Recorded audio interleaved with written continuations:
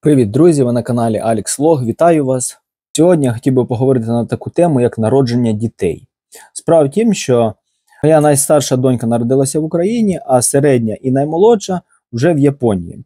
В цьому відео я хотів би розповісти, взагалі, як відбувалася підготовка, народження і весь цей процес, саме пов'язаний з народженням дитини тут в Японії. Провести якесь таке порівняння того, як народжуються діти в Україні, як народжуються діти в Японії, а також поділитися внутрішніми такими усвідомленнями, тому що батьківство – це дуже такий важливий взагалі крок в перемінах, в першу чергу, свідомості. А також поділитися відповідними такими, знаєте, внутрішніми процесами переміни чоловічої свідомості. Тобто переміни, які відбувались і відбуваються в мене в першу чергу, як чоловіка. Але все по порядочку, отже, поїхали. Хто ще не заварив чай чи каву, заварюйте швиденько і будемо спілкуватися на цю тему. Я вже заварив, бачите, зелененький чай, так що сідайте, будемо розбиратися. Звичайно, я не народжував дітей. В першу чергу це подяка моїй дружині за її щирий вклад, посвяту.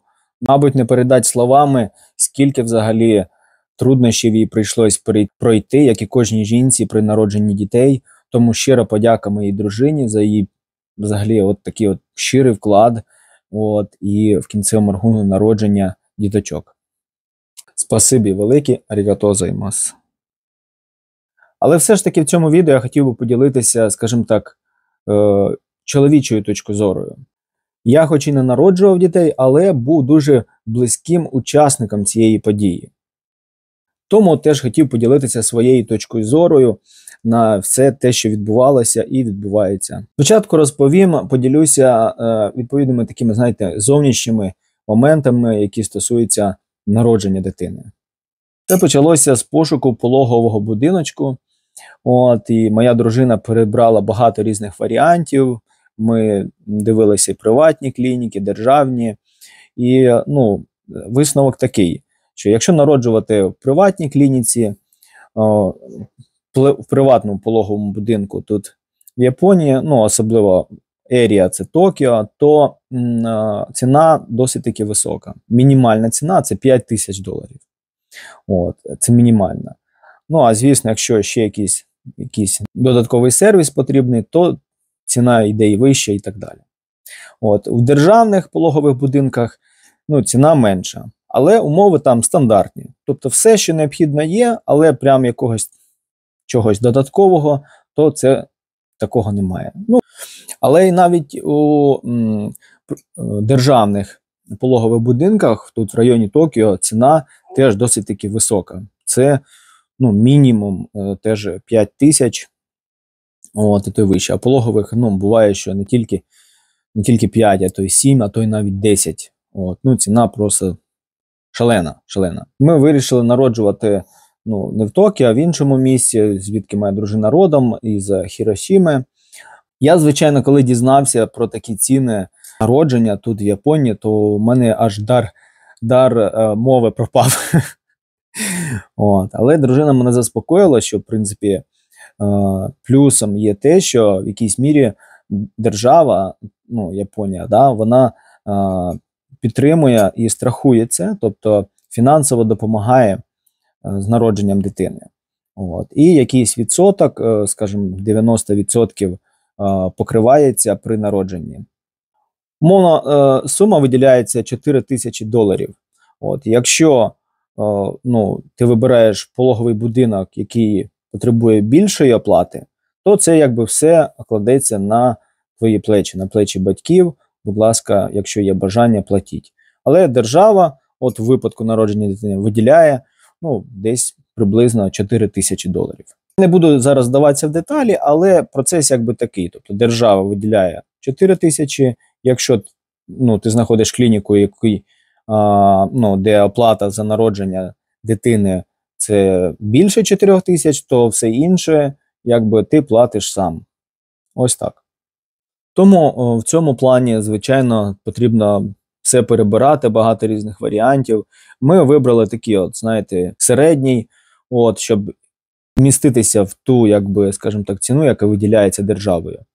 Таким чином нам вдалося якось так зберегти розтрати, але ж ви самі розумієте, хто народжував дитину одну, чи дві, чи три, чи більше, то розтрати вони якби як вода, яка виливається з рук, особливо при народженні. І там потрібно, і там, і там, і там, і там, і там, і те, і треба і все купити.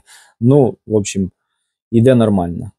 Ну, скажімо так, по зовнішній організації і взагалі народженні дитини, от, я вдячний теж, знову ж таки, своїй дружині за те, що вона змогла знайти гарний пологовий будинок, народити. Вона в мене молодець. Також я хотів би з вами поділитися, знаєте, такою внутрішньою трансформацією, яка в першу чергу відбувається в чоловіка або в батька, у кого народжуються діти. От. І ця трансформація, вона теж відбувалася і в мене, і продовжує відбуватися. А що я маю на увазі? Це в першу чергу усвідомлення того, що сім'я вона виросла, стала більше. От, тобто ти вже піклуєшся не про 2 дитини, а про 3 дитини. І про дружину, по суті, яка теж свого роду теж великою є дитиною. Ну, звичайно, може хтось сказати з чоловіків, та ну, це якийсь, про що він каже, якусь пургу меле, да? От. Я все знаю, я все вмію, і, ну, тобто, навіщо мені це слухати, або навіщо, скажімо так, цьому вчитися, да? От. Але я думаю, що це якось дуже, по-перше, висока самооцінка про себе, от, а також недостатній такий прозорий, чіткий аналіз себе як особистості. Я вважаю, що те, як розвивається сім'я, і те, наскільки вона щаслива, в першу чергу залежить від чоловіка. От в першу чергу при народженні дитини я, знаєте, усвідомив, що моє відчуття відповідальності потрібно змінювати. Я розумію, зрозумів, да, яке воно було до народження і з народженням дитини, воно має змінитися. Я маю змінитися. Ну, тобто, що я маю на увазі?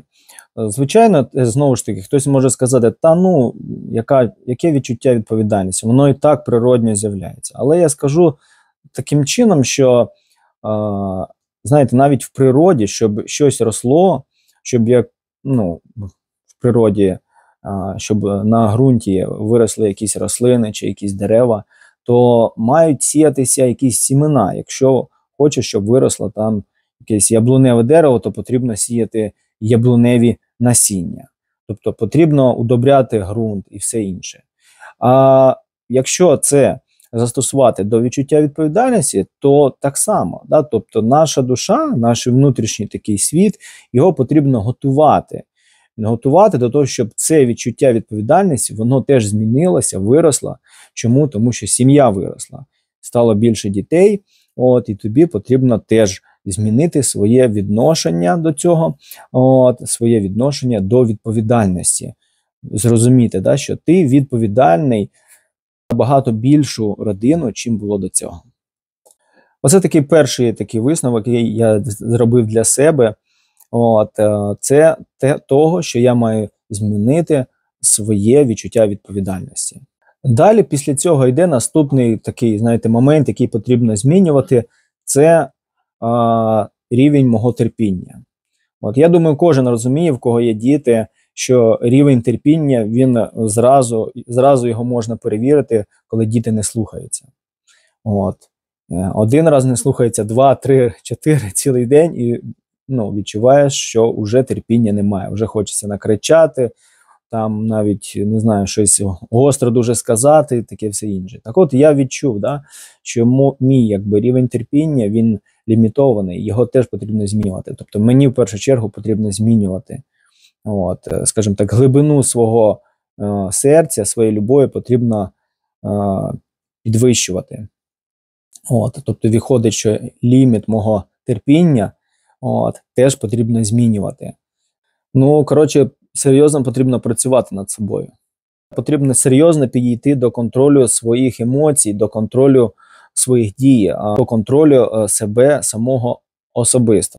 Звичайно, це, знаєте, те, про що я кажу, це потрібно і терпіння, і відповідальність, вона є на якомусь рівні, ну, коли в тебе, скажімо так, декілька членів сім'ї. Да? Коли сім'я збільшується, то, ну, розумієте, і те, що було раніше, чуття відповідальності, терпіння, його теж потрібно збільшувати, тому що сім'я збільшується. От, якби ключовий момент. Хочу поділитися тим, що, ну, з проблемою, з якою я стикався, розуміння того, що я вже задовольняюсь тим, що маю. Ну, тобто, те, який я є, цього достатньо. Якщо, ну, бажаєте, можете змінюватися самі. Те, який я вже не буду змінюватися. Те, який я є по характеру, от такий я і буду. От так я буду себе і поводити. Тобто моя поведінка не зміниться.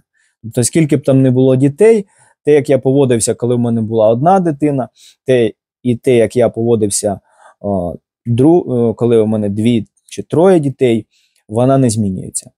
Оце, якби, ну, в якійсь мірі помилкова така позиція. От, і я зрозумів, да, що це потрібно змінювати. Тобто я маю змінитися, і моя поведінка має теж змінюватися, от, коли сім'я збільшується, коли членів родини стає більше.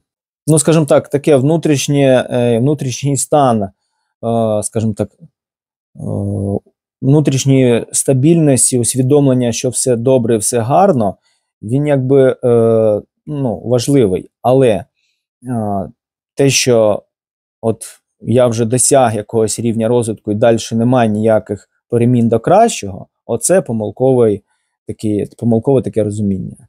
От, оце якби те, скажімо так, що я відкрив собі. І, ну, я вважаю, що такий спосіб мислення, він хибний, його потрібно змінювати.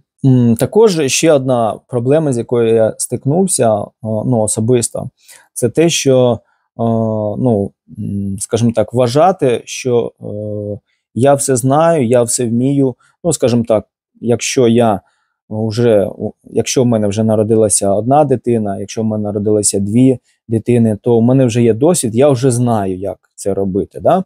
Я вже вмію це робити. Так от, такий хід думок теж хибний. Я для себе це зрозумів, що, ну, неважливо, скільки б в тебе народжувалося дітей, і неважливо, ну, який би в тебе був досвід, але все одно кожен раз це нова книга. От, потрібно теж новий підхід. Звичайно, враховуючи попередній досвід, але мати відношення нового. І нове народження дитини, це якби відкривається новий світ. От, розповів вам трішки про проблеми, а також про усвідомлення, які я зробив для себе. От, і хочу поділитися також можливостями, які відкриваються. Тобто кожен раз при народженні дитини відкриваються нові можливості. Я відчув, що це можливість для моїх перемін до кращого. От, це переміни в моєму серці, в першу чергу. Це переміни в рівні моєї любові, мого відношення відповідальності, терпіння. І можливість змінити якісь свої звички.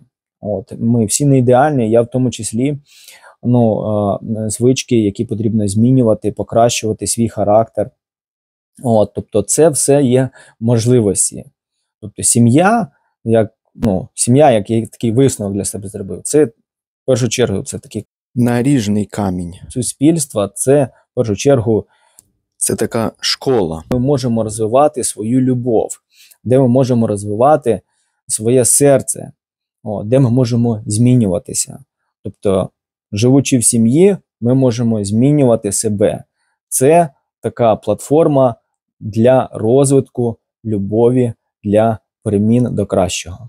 Можливості вони відкриваються, і я надіюсь, кожен, у кого, скажімо так, в скорому майбутньому чи в планах є народження дитини, у кого є діти, і планується ще, то побачить цю можливість для розвитку, в першу чергу, особисто, а не просто, коли ми акцентуємо увагу на проблемах, на труднощах виховання і застряємо в цьому. Я вважаю, що це ці всі труднощі, це можливість для розвитку, для перемін, в першу чергу, батькам. Тобто, в першу чергу, нам особисто. От такі справи. Ось такі висновки я зробив. Пишіть в коментарях, якщо у вас є питання чи, можливо, якісь думки. Цікаво дізнатись вашу думку. Підписуйтесь на канал, ставте лайки, от, якщо вам сподобалося. Якщо ні, ну тоді не ставте. От, шерте друзям, буду вдячний за це. Щасливо і до скорої зустрічі. Па-па! Щасливо! Па-па!